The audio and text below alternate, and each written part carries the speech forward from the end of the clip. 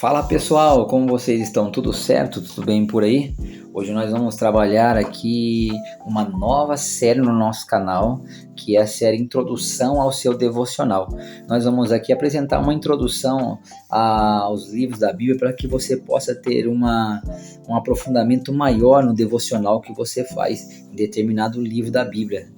Tá bom? Então, esperamos que você acompanhe conosco aqui, tá certo? Nós estamos aqui falando, então, sobre o livro do profeta Isaías, tá bom? Isaías, o filho de Amós, era o que parece um cidadão de Jerusalém, altamente estimado, que desfrutava do acesso à corte real e era um conselheiro de confiança do rei Ezequias.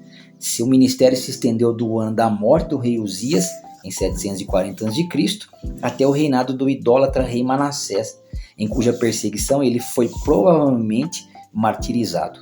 A tradição conta que ele foi morto cerrado ao meio. Aparentemente, não pregou publicamente depois que Manassés subiu ao trono em 698, mas confinou sua mensagem à forma escrita, preservada nos capítulos de 40 a 66. O ponto alto de sua influência política foi atingido no ano decisivo de 701 a.C., quando a invasão assíria ameaçou destruir o reino de Judá e remover seus habitantes para a escravidão e o exílio. Através de sua intercessão diante de Deus, o terrível perigo foi milagrosamente removido e o remanescente do exército de Senaqueribe fugiu ingloriamente para Nínive. Agora eu vou falar para vocês sobre os antecedentes históricos, que também é importante, Isaías, o livro de Isaías está envolvido num período crítico da última metade do século VIII, que Israel, o reino do norte, lembra das 10 tribos, sofreu um declínio rápido e catastrófico depois da morte do temível Jeroboão II. Samaria finalmente destruída após um cerco desesperado no ano de 722. A longa sucessão de reis ímpios e a crescente diminuição da fé bíblica causaram a derrocada de Israel. Judá, sob o governo do corrupto e degenerado rei Acás, parecia pronta a seguir o exemplo horrível da apostasia de Israel e buscou a proteção e o livramento da Assíria idólatra, em vez de buscar a Jeová, o Deus de sua aliança. Foi contra esta infidelidade que Isaías, tanto também quanto Miqueias, que foi contemporâneo, estabeleceram um protesto severo e determinado. Mais ou menos lá pelo ano de 726, o governo estava sob o controle de Ezequias, o filho de Acás, que temia a Deus. Ele eliminou grande parte dos altos idólatras, até mesmo os que eram dedicados a Jeová, e promoveu o estudo bíblico entre todo o povo. Uma doença quase fatal aprofundou a piedade de Ezequias, e o movimento da reforma continuou. Mas ainda assim Judá aderiu à enganosa política de confiar em aliados idólatras, mesmo quando Isaías advertiu veementemente contra as intrigas com o Egito.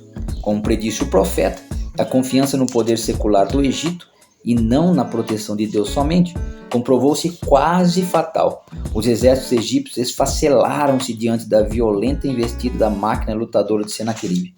E só a divina intervenção salvou o reino de Ezequias da completa ruína.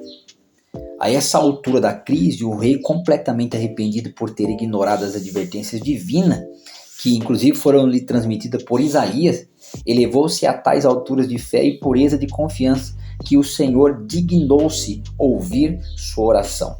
Ezequias sobreviveu a este momento de glória, mas por apenas alguns poucos anos. Então seu jovem voluntário filho Manassés subiu ao trono.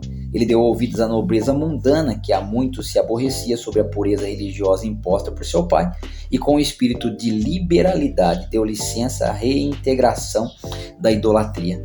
Passo a passo ele mesmo se tornou um convicto adorador de ídolos e brutalmente perseguiu aqueles que consideravam verdadeira a fé de seu pai.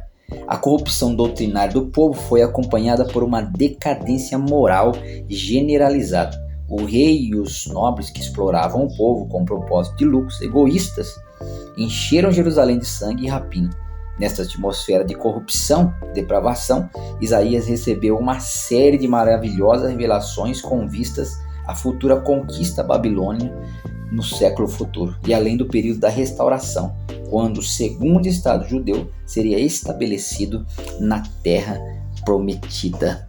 Então, pessoal, fica aí para vocês, tá bom? Essa introdução, a qual vocês vão entrar agora, né, estudar aí essas maravilhosas revelações aí que Isaías deixou registrado para que nós pudéssemos conhecer um pouquinho mais da revelação de Deus nas Escrituras Sagradas. Pessoal, que Deus te abençoe no seu devocional, que você cresça em graça e em conhecimento.